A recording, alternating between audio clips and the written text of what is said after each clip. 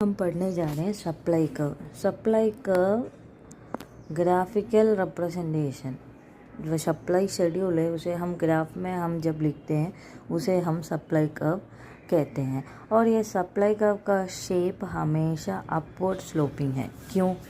उसका वजह क्या है? उसका वजह यह तीन है।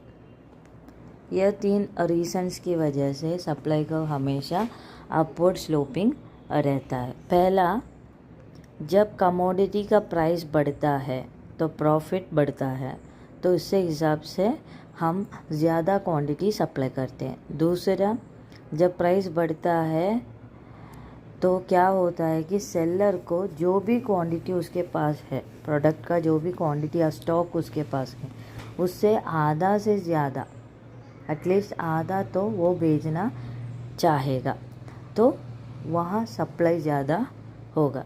तीसरा, जब प्राइस बढ़ता है ज़्यादा प्रॉफिट हमें मिलता है, तो ज़्यादा प्रॉफिट से क्या होता है, नए नए फर्म्स मार्केट में आते हैं, हमारे साथ बिजनेस करने के लिए राज़ी हो जाते हैं, तो ये कमोडिटी का सप्लाई ज़्यादा होता है। इसलिए ये तीन कारण से सप्लाई का हमेशा अपवर्ड स्लोपिंग रहता है।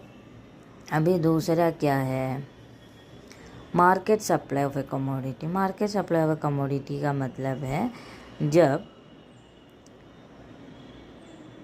कमोडिटी मार्केट में उसका पैसा कितना है, वो एक फर्म का नहीं है, मार्केट में जितने भी फर्म्स हैं जो एक ही प्रोडक्ट बेच रहे हैं, वो सब मिला के उसके टोटल क्वांटिटी और प्राइस क्या है उसे हम मार्केट सप्लाई कहते हैं। ओके, अभी मार्केट सप्लाई शेड्यूल क्या है आप लोगों को पता है? शेड्यूल क्या है आप लोगों को पता है?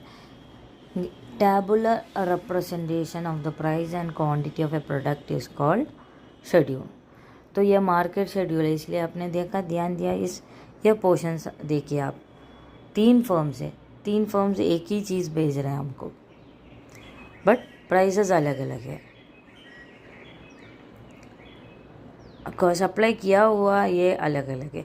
जब प्राइस 2800 है तो एक 8 रुपये में बेच रहा है, दूसरा 10 रुपये में बेच रहा है, तीसरा 15 रुपये में बेच रहा है, तो मार्केट सप्लाई कितना हुआ? पहले का 33 हो गया, और जब भाव 2900 हो गया तो उसका मार्केट सप्लाई 36 हो गया। तो ये है मार्केट सप्लाई। एक ही चीज़ बट एक से अधिक फर्म्स का सप्लाई हमें मार्केट सप्लाई कहते हैं।